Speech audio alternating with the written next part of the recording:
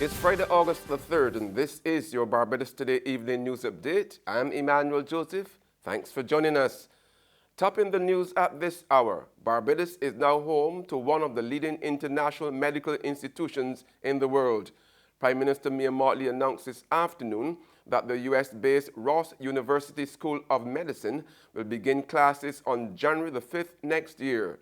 At a news conference, Mottley said the school, which will be housed at the Lloyd Erskine Sandyford Center in existing facilities originally earmarked for a number of government offices, was relocated from Dominica, whose buildings had been devastated by Hurricane Maria last September. She said the economic impact from the presence of 1,500 students, 100 faculty, and another 200 administrative support staff will be tremendous.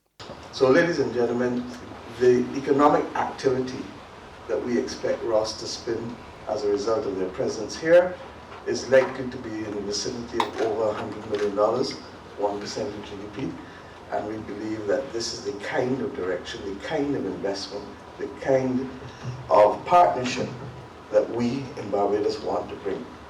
We feel, and have always said, that a student, for the most part, is a 9-month tourist. And we are in the business of tourism. We have a strong legacy in education, and we have also had a strong legacy in the provision of healthcare. It is a perfect marriage for the people of this country. Mottley said that housing will be provided at Coverley in Christchurch, where more than 400 houses are completed or partly completed. In other news this Friday, embattled businessman Charles Herbert has stepped down as chairman of the Barbados Private Sector Association. In a brief statement today, the BPSA thanked Herbert for his valuable contribution to the work of the umbrella body of private sector associations, the social partnership, and the private sector in Barbados. It also announced that Edward Clark, Executive Vice President and General Manager for Barbados at Sagicor Life Inc., and President of the Barbados Chamber of Commerce and Industry, will leave the business of the BPSA until a chairman is elected at the annual general meeting in September. The development comes exactly 1 week after Herbert appeared in court, charged with 2 other Goddard Enterprises Limited employees with possession with intent to supply, trafficking, and the importation of 267 pounds of cannabis with an estimated street value of $534,160 on July the 23rd. The drug charges against Herbert and his colleagues, non-executive director Chris Rogers and sailor Walter O'Neill Prescott, stem from a drug bust aboard the Ecstasy, a private yacht owned by Goddard Enterprises. Now, so far, only Herbert and Rogers have made bail. Be on the lookout for stolen alcohol and cigarettes. Bryden Stokes Limited has warned this in a statement today. The company reported that some of their vehicles were broken into on Wednesday night, and a large quantity of cigarettes and alcohol, including Pall Mall, Benson and Hedges, and Hennessy and Dewar's whiskey, were stolen.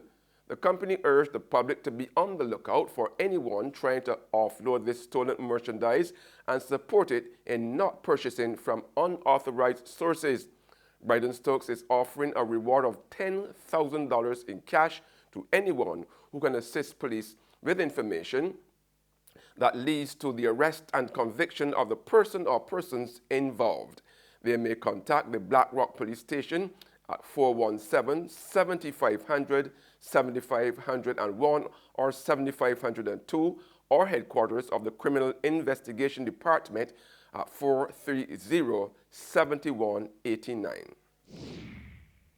A giant of a man. That's how the family, friends, and loved ones of Attorney-at-Law Dr. Waldron Ramsey remembered him as they celebrated his life at the Coral Ridge Memorial Gardens this morning. Members of the legal fraternity, including the Director of Public Prosecutions, Donna Bab Agard, Registrar of the Barbados Supreme Court, Barbara Cook-Allen, Hal Gollop QC, Andrew Pilgrim QC, as well as former Prime Minister Francis Stewart, were all present. Paying glowing tributes to Dr. Waldron Ramsey, Pilgrim said he was a humble and amicable man. But there was something about this man. People feel that before we use the words humble and the words nice. There was something about this man, a man of stature, a man who walked with great leaders like Nehru,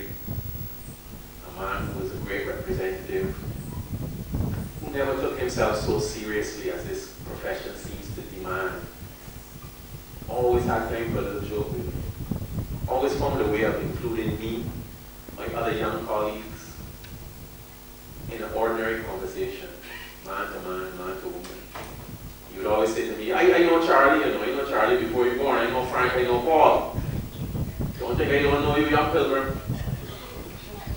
And it was just his way of giving you a sense that you had a place there, you had a right to be there.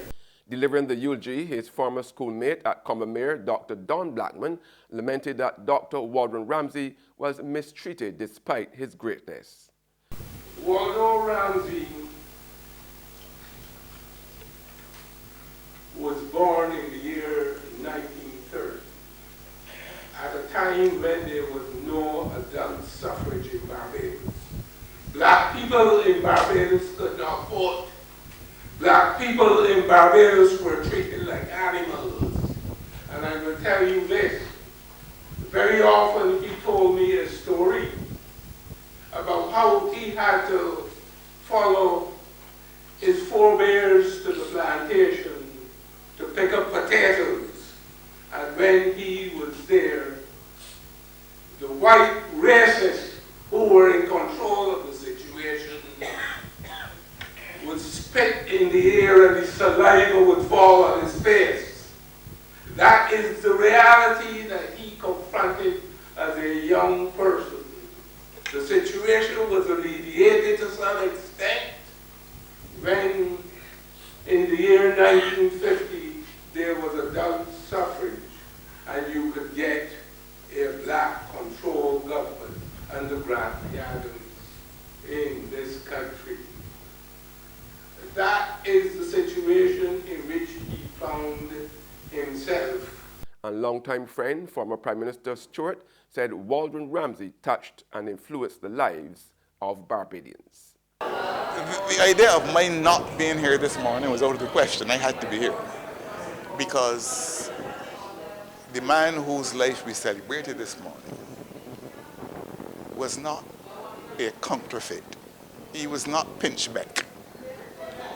He was a real man, worthy, I contend, of our continuing emulation.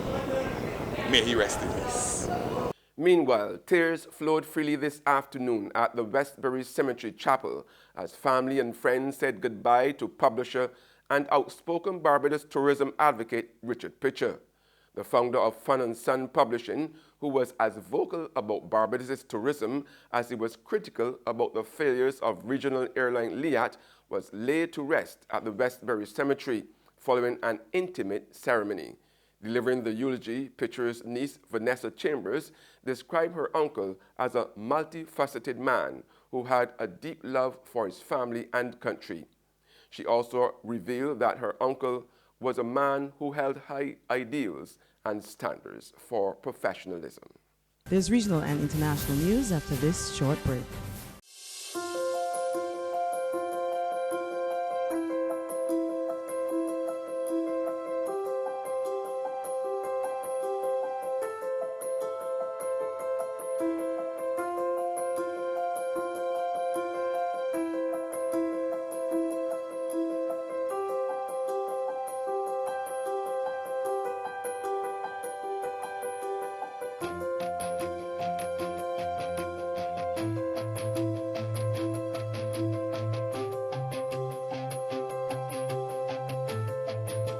Barbados Today, news you can trust. Welcome back with news from the region now. In Trinidad and Tobago, the murder toll is higher than the previous year, but police say serious crime in the Northern Division is down. But as we hear in this report from TV6 News, officers still have a lot of challenges on their hands.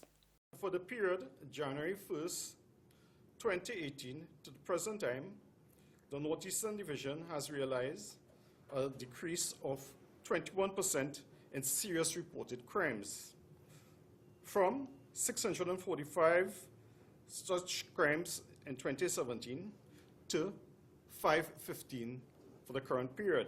Police say this redounds to fewer woundings and shootings, which stand at 37 for 2018 compared to 47 for 2017. With respect to burglaries, there has been a 33% decrease and an overall detection rate of 34%, but police say they're not satisfied. The division continues to be challenged with violent crime, and we continue to meet this challenge, making recent breakthroughs with emerging gang activity in the Santa Cruz area. Our response for that was the arrest of a suspected gang member, seizure of firearm and ammunition, and also, as recent as last week, the arrest of a known drug dealer, son, for possession of firearm. And on the international scene, President Emerson Mnangagwa urged Zimbabweans to unite after he was declared the first elected head of state today. Opposition leader Nelson Chamisa, however, insists he has won and pledged to challenge the results. More in this report from Reuters Television. Gunfire on the streets of Harare as the army steps in to disperse protesters, who clashed with police after Zimbabwe's main opposition leader accused the ruling party of rigging the presidential election. At least one person has been killed. The deployment of soldiers and their beating of unarmed protesters is a setback to incumbent President Emerson Mnangagwa's efforts to shed Zimbabwe's pariah status. Participating in a peaceful demonstration. The landmark poll's result has been delayed, which is what prompted Nelson Chamisa, leader of the opposition Movement for Democratic Change, to cry foul. He fears the Electoral Commission is buying time in order to manipulate the vote in the ruling ZANU-PF's favour.